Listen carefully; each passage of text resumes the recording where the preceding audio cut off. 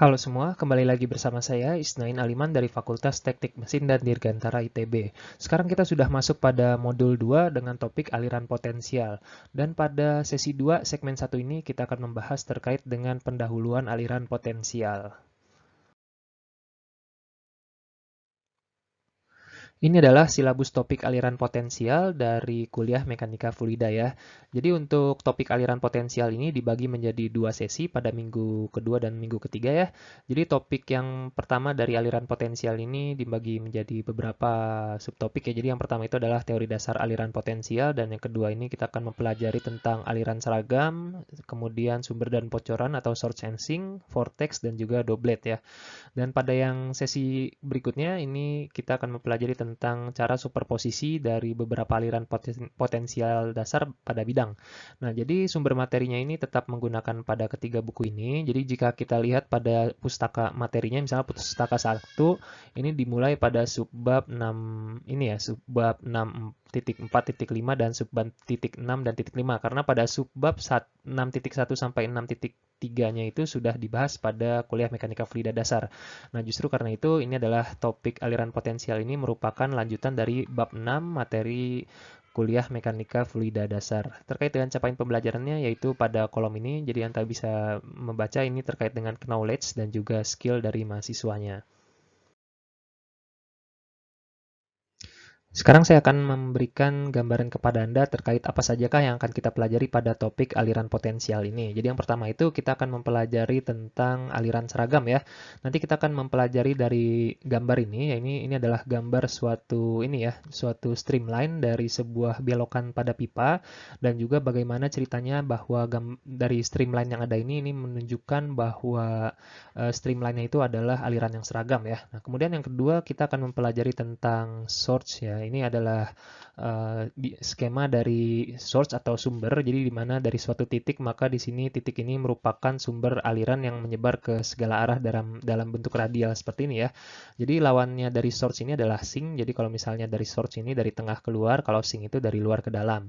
Nah, kemudian ada juga kita akan mempelajari tentang vortex ya. Jadi ini adalah suatu pusaran air, tetapi vortexnya ini dia hanya berputar saja ya. Dia tidak membentuk suatu pusaran yang menuju ke tengah ya, tapi ini disederhanakan menjadi suatu vortex saja seperti ini.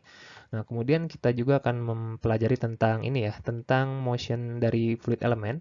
Jadi di sini dibagi menjadi dua, yaitu vortex yang irotasional atau free vortex dan juga ada force vortex yang B ini. Jadi ini kita akan mempelajari lebih dalam terkait perbedaannya ini adalah seperti apa dan juga selain itu kita akan mempelajari terkait dengan superposisi ya. Nah, jadi di sini ada sumber source and sink, kemudian bagaimanakah kita mencari suatu titik pada ininya ya, pada medan kecepatan ini dan juga di sini kita akan mencari misalnya seperti apa. Misal ini adalah ini ya Rankine oval ya. Jadi kita akan menentukan seperti apa streamline yang terjadi pada Rankine ovals ini. Dan tentunya pada topik aliran potensial ini kita akan mempelajari semua gambar-gambar yang di sini dan juga bagaimana persamaan matematik untuk menentukan streamline dan juga potensial flow-nya dari suatu kasus-kasus tertentu ini. Sebelum kita lanjutkan materinya, jadi ini adalah materi dari bab 6 pada kuliah mekanika fluida dasar. Tentunya Anda telah mempelajari tentang velocity potensial dan juga stream function ya.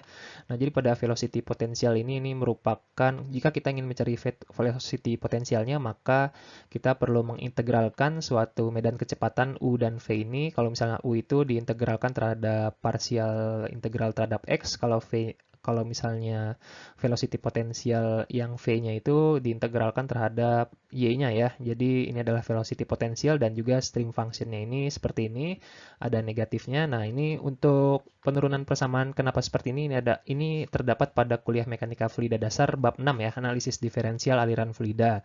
Nah, kemudian jika kamu sudah mengetahui apa itu velocity potensial dan juga stream function, maka sebenarnya kuliah dengan topik aliran potensial ini bisa disummarikan atau diringkas menjadi pada tabel ini.